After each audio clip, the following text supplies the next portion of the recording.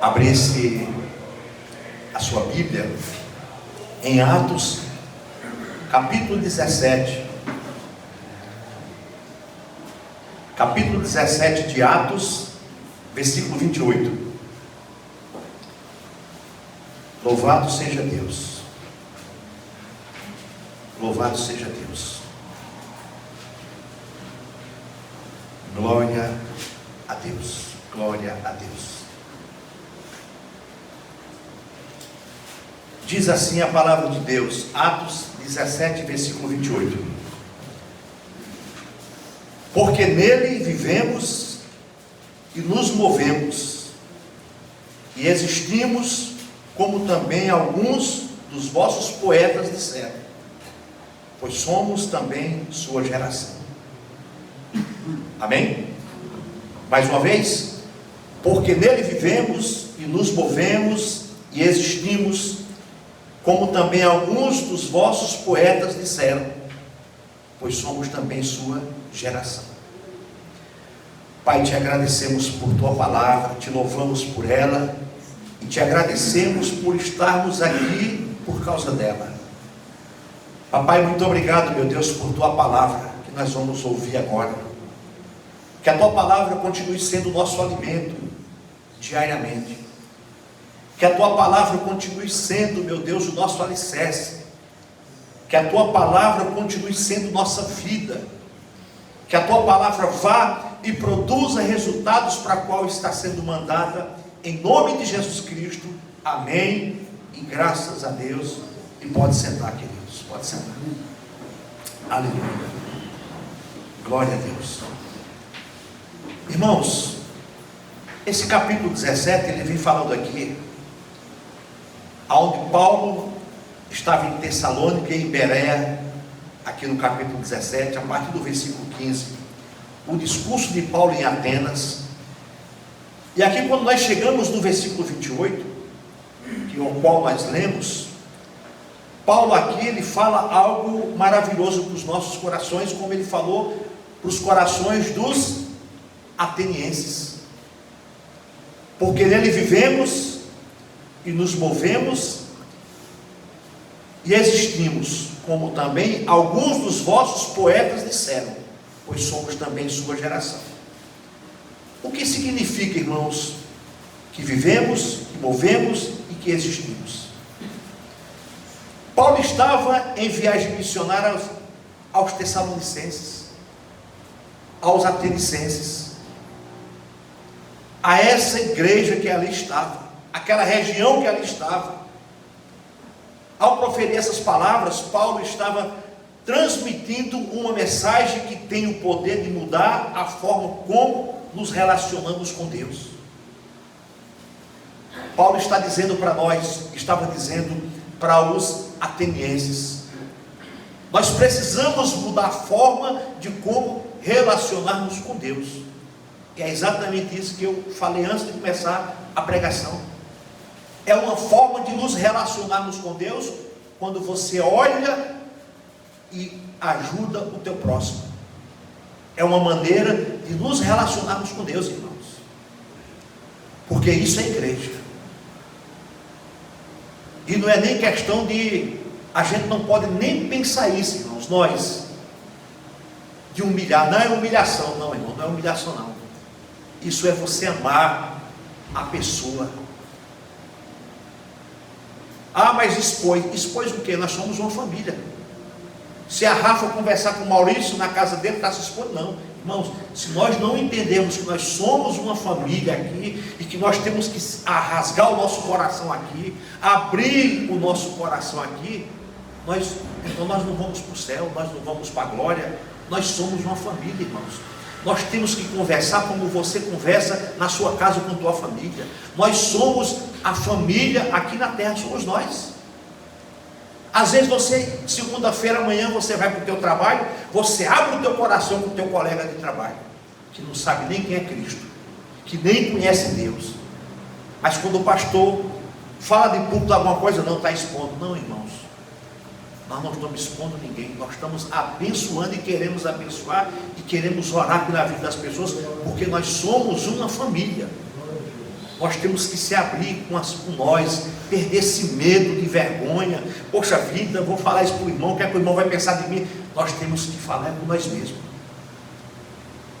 Nós temos que pegar o telefone, irmãos, eu estou passando uma luta tremenda, eu estou passando por isso, me ajude em oração. Não é assim que quando o seu filho, por exemplo, a irmã Kátia está aqui, a família dela está lá no Japão, de repente o filho dela diz: mãe, estou precisando de um valor, mãe. O que é que a irmã Kátia vai fazer? Correr atrás e mandar para o filho. Meu filho está precisando de alguma coisa, pai, na hora. Quantas vezes nós fizemos isso e fazemos isso sempre que precisar? É a mesma coisa nós, irmãos. Nós somos uma família. E Jesus está olhando para nós como nós somos uma família. Jesus está olhando para nós como nós somos a igreja dele. A igreja de Atos, a igreja do capítulo 1, do capítulo 2, do capítulo 3, do capítulo 4 de Atos. Nós somos essa continuação da igreja de Cristo. Nós não somos um sistema que só sabemos reter, guardar na caixa, guardar no banco, comprar mansões, comprar propriedades, comprar fazendas. Não, irmãos. Nós precisamos ser uma igreja de Atos dos Apóstolos. E foi isso que Paulo quis mostrar para os atenienses. Essa palavra que Paulo estava transmitindo, uma mensagem que tem o poder de mudar a forma como nos relacionamos com Deus. Era isso que Paulo está dizendo. Porque nele vivemos e nos movemos e existimos, como também alguns dos vossos poetas disseram, pois somos também a sua geração. Irmãos, precisamos nos aproximar de Deus e nos colocarmos sob a sua direção. Se nós, irmãos, não nos colocarmos na direção de Deus, nós vamos ficar flutuando, cego, espiritual, sem entender qual é o propósito de Deus. Qual é o propósito de Deus para nós, irmãos? Qual o propósito que Deus tem para a nossa vida? Nós temos que entender o que Deus quer da nossa vida. É isso que Paulo está dizendo aqui nesse versículo, mostrando para os atenienses que Deus quer um relacionamento diferente, que o Espírito Santo, Ele quer mover na nossa vida, Ele quer agir através da nossa vida. É isso que Paulo está dizendo aqui. Precisamos nos aproximar de Deus e nos colocarmos sob a sua direção. Qual é a direção que Deus quer para nós? Qual é a direção que Deus quer para você? Qual é a direção que Deus quer para os nossos filhos? Para a nossa casa? Para a nossa família? Deus faz tudo, irmãos, da melhor maneira possível. A irmã deu um testemunho agora. Ela estava pensando, quando ela terminou de orar, a mensagem chegou. É tudo no tempo de Deus, é tudo na hora dele. Só precisamos ter uma fé sobrenatural dentro do nosso coração. Não é o nosso trabalho ou as nossas conquistas que nos dão significado, mas sim a soberania de Deus sobre nossas vidas. Não é o nosso trabalho, status, não é as conquistas que temos, mas é a soberania de Deus em nossas vidas. É bom a gente ter, é gostoso a gente ter. O irmão Maurício tem aqui uma Hilux, o irmão Maurício tem outro carro, o irmão tem outro carro, carros bons, mas não é isso que é o importante para a nossa vida. Não é só isso. Isso é gostoso a gente ter, a gente andar num carro novo, num carro bom, numa casa confortável. Isso é bom. Não é o nosso trabalho, não é as conquistas que nos dão significado, mas é quando Deus age, não é, na nossa vida. É quando o Espírito Santo fala aos nossos corações. É quando Deus nos vê como igreja dele nessa terra. É quando o Senhor faz as coisas acontecer, irmão, de uma maneira estrondosa em nossas vidas, porque nele vivemos e nos movemos e existimos, como também alguns dos nossos poetas disseram, pois somos também sua geração.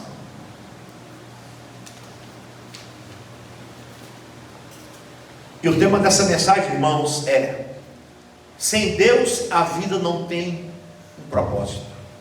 E é verdade. Eu faço uma pergunta para você refletir. Sem Deus na nossa vida, irmãos, qual o propósito que nós temos? Hoje, domingão, por exemplo, se nós não tivéssemos Deus, se nós não fôssemos convertidos, se nós não tivéssemos encontrado, ou melhor, Cristo nos encontrado, nos chamado, o que estaríamos fazendo hoje? Talvez alguns na praia, talvez alguns já com a churrasqueira, o churrasco, talvez alguns freezes já cheios de cerveja gelada, uísques ali. Agora eu pergunto, qual o propósito, irmãos, de uma pessoa que não conhece a Cristo? A pessoa amanhece, anoitece, a vida dela é essa rotina toda a vida, e não tem propósito nenhum. Mas nós escolhemos estar aqui, porque nós temos um propósito, irmãos, é de ir para o céu. E Deus está nos dando todo esse conforto que nós temos, para aproveitarmos, administrarmos, porque é dele.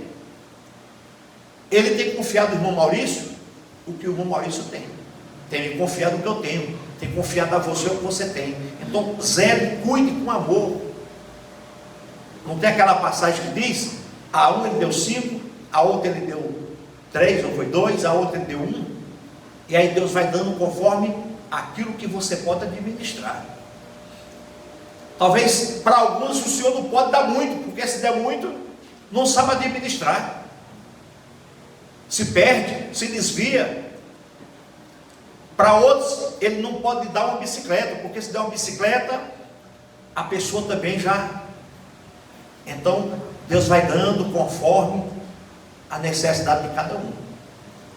E assim vai, meus irmãos. E assim vai. Sem Deus a vida não tem nenhum propósito. Porque se você vê o versículo 28 de novo, diz, porque nele vivemos e nos movemos e existimos, como também alguns dos vossos poetas disseram, pois somos também a sua geração. Então, quando nós estamos em Cristo e Cristo está em nós, nós conseguimos viver, nós conseguimos nos mover e nós conseguimos existir. Porque o Espírito Santo move em nós, vive em nós e está em nós. O Espírito Santo é que nos conduz, igreja. O Espírito Santo é que faz acontecer as coisas boas dessa vida, em nossa vida. É o Espírito Santo, irmã Edna.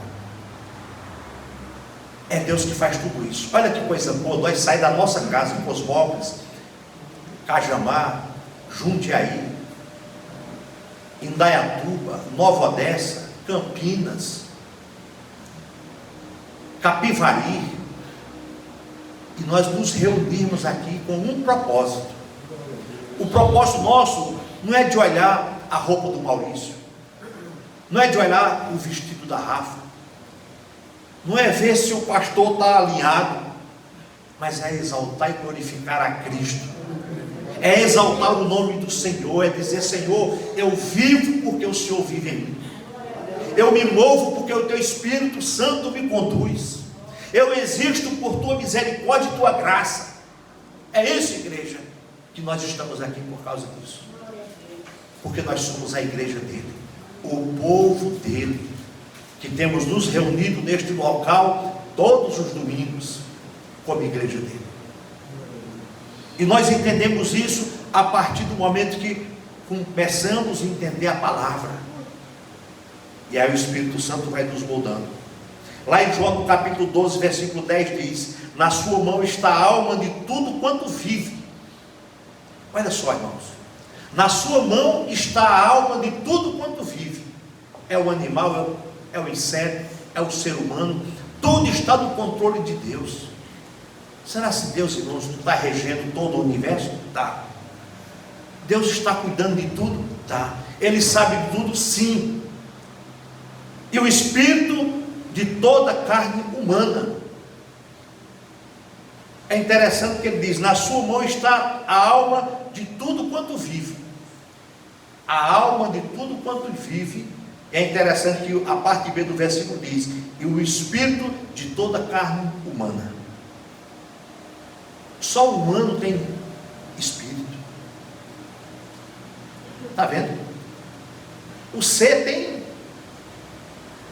Nós somos compostos de alma, corpo e espírito, sim. Mas existe uma alma no ser criado por Cristo, né? Porque ele diz aqui, ó, na sua mão está a alma de tudo quanto vive. Aí ele dá um breve aqui e diz, e o espírito de toda carne humana. Então tudo está no controle, nas mãos do Senhor. Tudo está na direção de Deus. Deus tem cuidado de tudo, Rafael. Tudo está na mão dele, como a própria Bíblia diz, que toda a água está na palma das mãos do Senhor, cabe nas mãos do Senhor. Imagine todos os oceanos, toda a água do planeta, na palma da mão, na concha da mão do Senhor. Isso é um Deus infinito, grande, maravilhoso.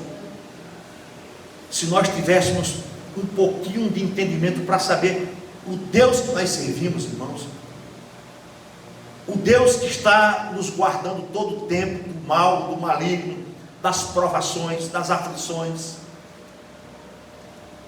O testemunho que a irmã Edna deu, talvez tenha mais irmãos que também têm um testemunho parecido com o dela. Mas cremos no Deus das causas impossíveis. O Deus que faz milagre todos os dias. O Deus que faz o milagre acontecer. Irmão, sem Deus a vida não tem nenhum propósito. Qual o propósito que nós temos, irmão Lucas, sem Deus? Eu acabei de dizer, se nós não estivéssemos aqui, nós estaríamos em qualquer outro lugar. Talvez na casa do pai, da mãe, de um irmão, de um colega, talvez num campo de futebol, olhando uma pelada, jogando bola, talvez bêbado, drogado, talvez uma hora dessa a esposa já estava ligando, você está onde?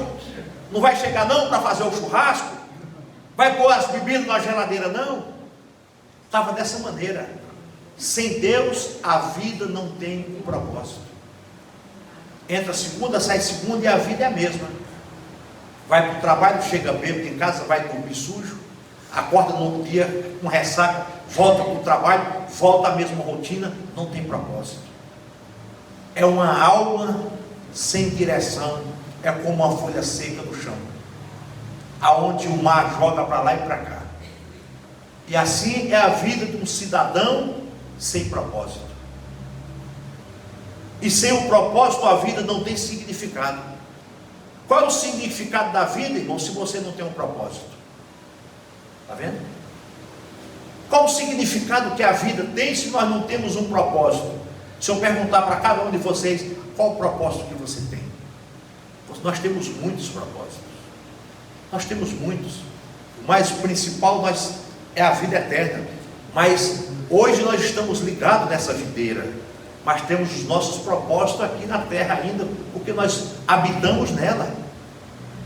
Você quer ver seu filho formado, você quer ver o seu filho bem, você quer ver a sua casa bem. Isso é propósito que nós temos, mas não está desconectado com o céu, não está desconectado com a glória, que é para lá que nós vamos. E sem o significado da vida não tem relevância, a vida não tem importância, a vida não tem esperança. Está vendo, irmãos? Sem um significado a vida não tem importância nenhuma, a vida não tem esperança nenhuma. Tudo tem um significado na nossa vida, irmãos. Para tudo tem um significado. Senão ela não tem importância não, pastor Antônio. Nenhum. Quando os nossos filhos estão na escola, a gente está motivando para estudar, para ser alguém na vida. Aí eles estão estudando, mas não tem direção nenhuma, né? Está lá, ainda não sabe o que é que ele quer da vida, está estudando, está no fundamental, vai para o médio, agora do médio eu vou para uma faculdade, vou para um cursinho, vou para um técnico, vou fazer alguma coisa, aí começa a gerar alguma coisa na cabeça da criança, do adolescente, do jovem. Poxa, eu vou ser advogado, eu vou ser médico, eu vou ser veterinário, eu vou ser isso e aquilo. Começa a formar. Mas se a pessoa estudar por estudar sem um propósito, ele não chega a lugar nenhum. O que é que motiva ao jovem estudar? Ele tem um propósito. Propósito de quê? Eu vou ser médico, eu vou ser advogado, eu vou ser veterinário, eu vou ser doutor, eu vou ser engenheiro, eu vou ser isso ou aquilo. E ele começa a ter um propósito e um significado na vida dele, que vai motivando ele a realizar o desejo dele.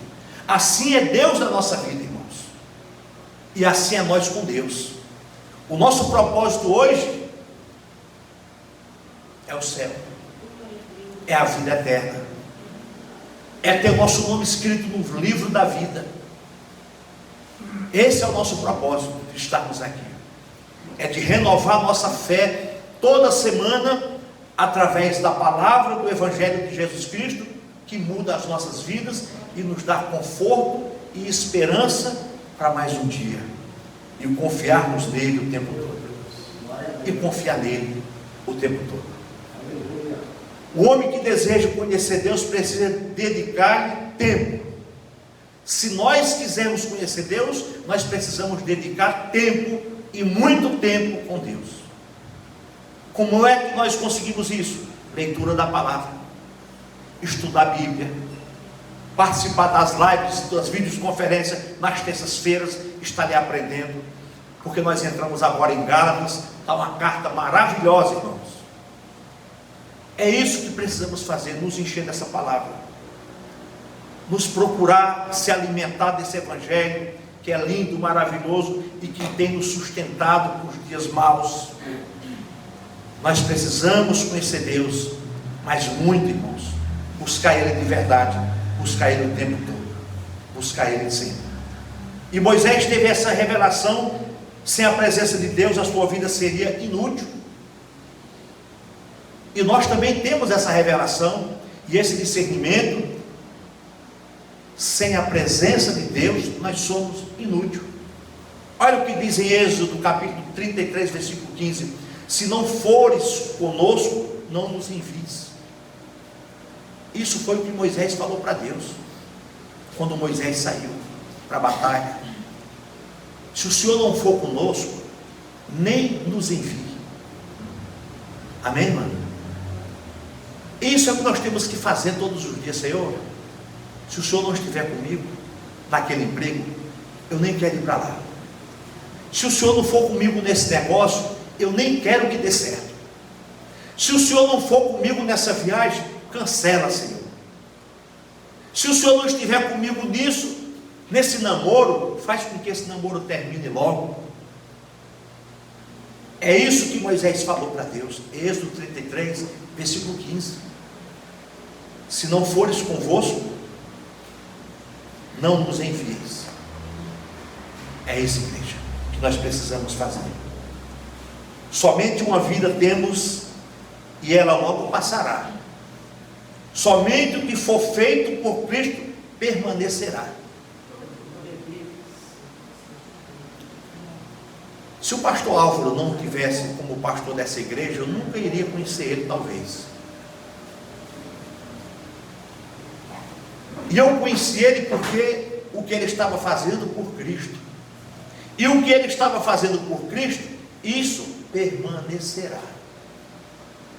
Quantas pessoas hoje não conhecem o pastor Álvaro através da internet? Quantos irmãos aqui não conheceram? Alguns que já foram, que já saíram daqui, mas conheceram ele por quê? Pelo que ele fez por Cristo. E o que nós fazemos por Cristo, isso permanecerá, irmã Edna. Isso permanecerá. Podem ter certeza, irmãos. O que nós fazemos para o reino de Deus, para a obra de Deus, isso permanecerá para sempre. O que você faz pela igreja, o que você faz pelo ministério, o que você faz pela vida do teu próximo, isso permanecerá. O Senhor está computando tudo. O Senhor está registrando tudo. Então, irmãos, faça tudo para a glória do Senhor Jesus Cristo. Tudo para a glória de Deus. Porque o Senhor, Ele tem registrado tudo de bom e tudo de ruim. Vamos procurar fazer as coisas boas, para que realmente nós sejamos lembrados por Cristo, naquilo que estamos fazendo para o reino dele. E Moisés estava dizendo: Senhor, se não estiver conosco, não vamos sobreviver. E nós podemos dizer também essa mesma frase, irmãos. Senhor, se o Senhor não estiver na nossa vida, nós não sabemos o que fazer, nós não sabemos para onde ir, nós não temos direção. Quantas vezes, irmãos, antes de nós conhecermos a Cristo, ou até mesmo, hoje nós tomamos decisões precipitadas, hoje mesmo tomamos decisão do nosso próprio coração, às vezes, queremos fazer as coisas, mas Moisés estava dizendo: Senhor, se não estiver conosco, não vamos sobreviver.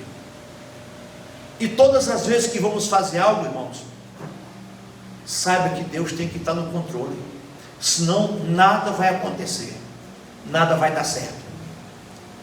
Às vezes nós achamos que vai dar certo, mas oramos, pedimos a direção de Deus. Poxa, é algo bom, será que realmente é bom?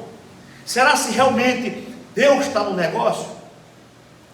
Espere e deixe Deus agir. Se tiver de acontecer, se for da vontade de Deus, irmãos, não deu certo segunda, vai dar certo na terça, vai dar certo na quarta-feira. A melhor coisa que temos que fazer é confiar no Senhor. É confiar. A média não acabou de falar? Estava orando, terminou, a mensagem chegou. É assim que Deus faz, irmãos. O inimigo também sabe o que queremos. Você acha que ele não sabe o que é que você quer? O que é que você almeja? Qual o teu propósito? O que você quer, sabe? E às vezes ele chega primeiro do que Deus, para nos confundir, para nos desanimar, para colocar dúvida na nossa cabeça. Às vezes é uma coisa boa, mas ele chega. Por isso que nós temos que estar na direção de Deus, irmãos, que as coisas de Deus é confirmada por Deus, é feita por Deus, e é isso que nós temos que fazer. Nós não podemos dar fruto se não permanecermos nele, como diz João, capítulo 15. Vamos lá abrir Evangelho de João, capítulo 15. Quem achar pode ler, irmãos. João 15, versículo 4 e 5. 4 e 5? Isso. Permaneçam em mim e eu permanecerei em vocês. Nenhum ramo pode dar fruto por si mesmo, se não permanecer na videira. Vocês também não podem dar fruto se não permanecerem em mim. Eu sou a videira verdadeira. Eu sou a videira, vocês são os ramos. Se alguém permanecer em mim e eu nele, esse dará muito fruto, pois sem mim vocês não podem fazer coisa alguma. Amém. Está vendo? O que é que Cristo está dizendo aqui? Isso é a palavra de Jesus Cristo. O versículo 5 diz: eu sou a videira, vós as varas. Quem está em mim e eu nele, esse dá muito fruto, porque sem mim nada podeis fazer.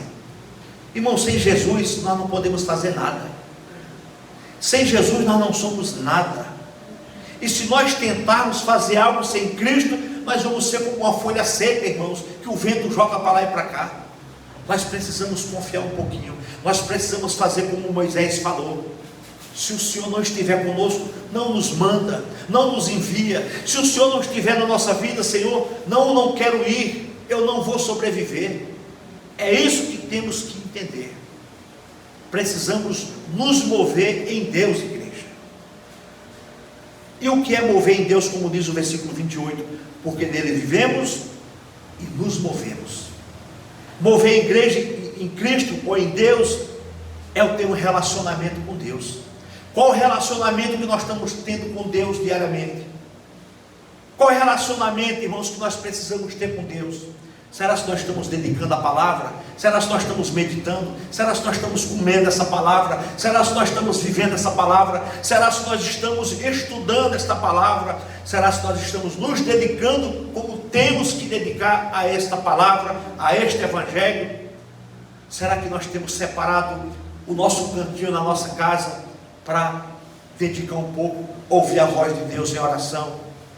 Será que nós temos separado um tempinho, irmãos? E essa semana eu mandei um vídeo no grupo, onde uma senhora disse: o que está matando o povo é isso. Mostrou para o celular. E é verdade.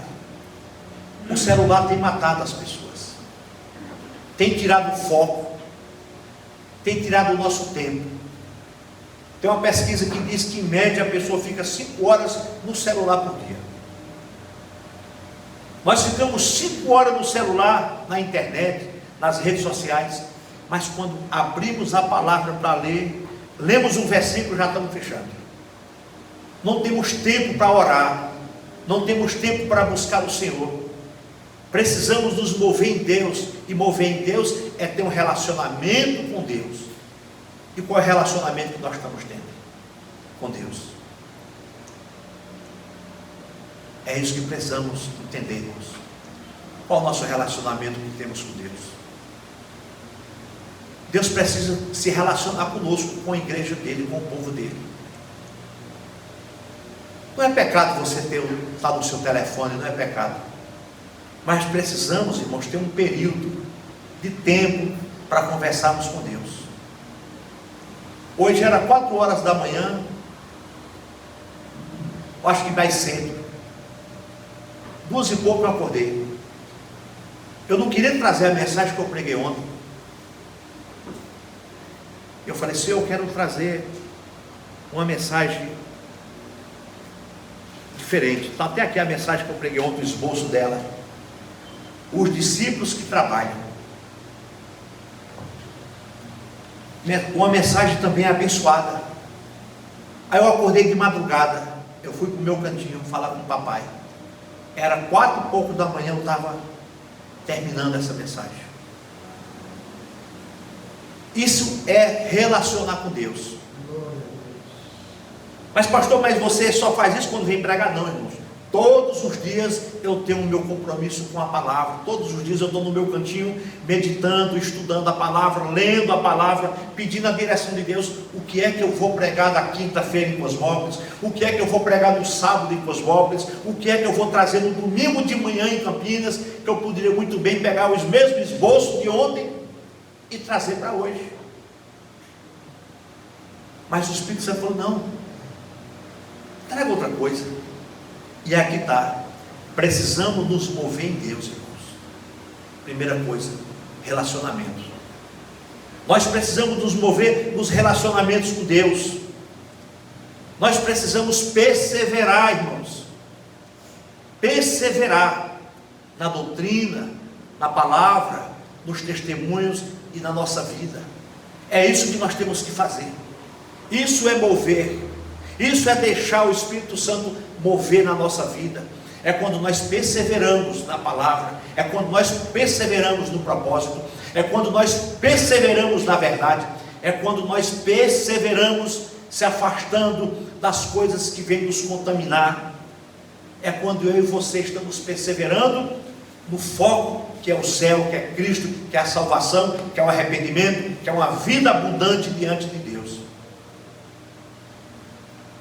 E quando nós movemos em Deus, é quando nós temos um propósito. Amanhã é segunda-feira, é dia de trabalho, é dia de nós ganharmos o pão de cada dia. Mas qual o propósito? É só trabalhar?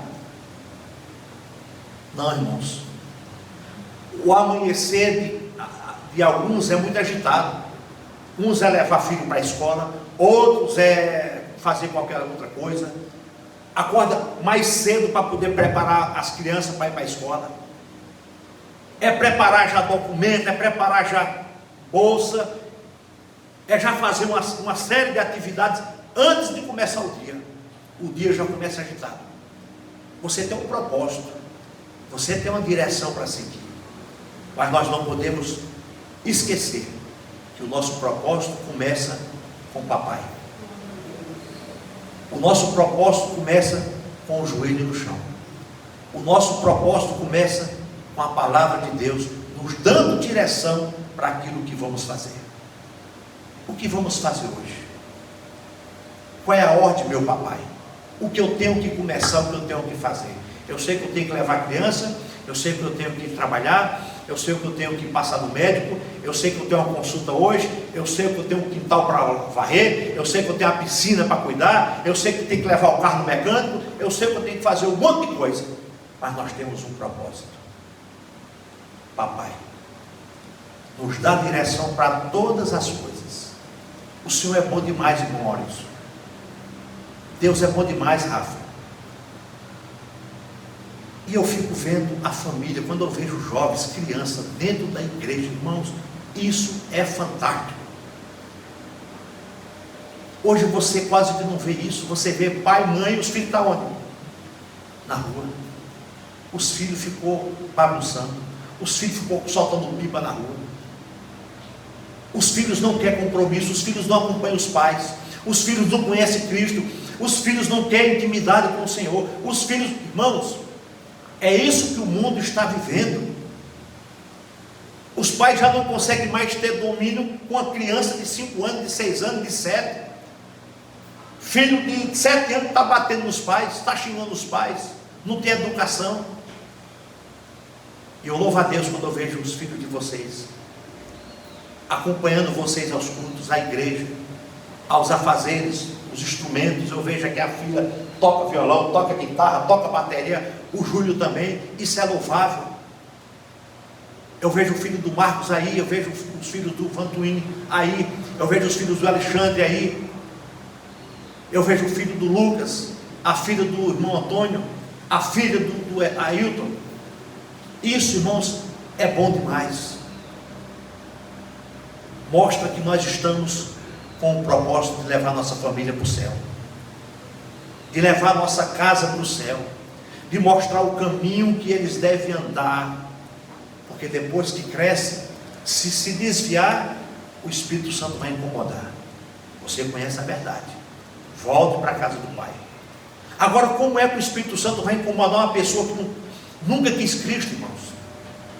Uma pessoa que nunca teve um compromisso com Cristo. É por isso que a palavra diz: ensina o caminho que o teu filho deve andar. Se amanhã, depois que tiver adulto, que saiu da tua casa, se afastar, mas ele tem um temor, ele conheceu a verdade, ele volta. O Espírito Santo toca, ele volta. Agora, uma pessoa que não conhece a Cristo, não sabe o que é Bíblia, não sabe o que é uma reunião dessa, está no mundo a vida toda, o Espírito Santo, por mais que fale, ele não consegue ouvir a voz do Senhor, porque ele nunca teve um encontro com o Senhor. É isso. E tudo isso, irmão, mostra aonde está o nosso coração. Aonde está o nosso coração, igreja? Aonde está a nossa vida, igreja? Tudo isso que nós estamos falando mostra aonde está o teu coração. O nosso coração, irmãos, ele tem que estar em Cristo. Ele tem que estar no Senhor. Tudo isso que nós falamos é consequência da nossa obediência, é consequência da nossa vida no Senhor. Mas o nosso coração tem que estar no Senhor. E a Bíblia diz que o nosso viver deve ser para Deus. Gálatas capítulo 2, versículo, irmã, 19 e 20. Quem puder ler, Gálatas 2. Gálatas 2. Versículo 19 e 20. Pois por meio da lei eu morri para a lei, a fim de viver para Deus. Fui crucificado com Cristo, assim já não sou eu quem vive, mas Cristo vive em mim.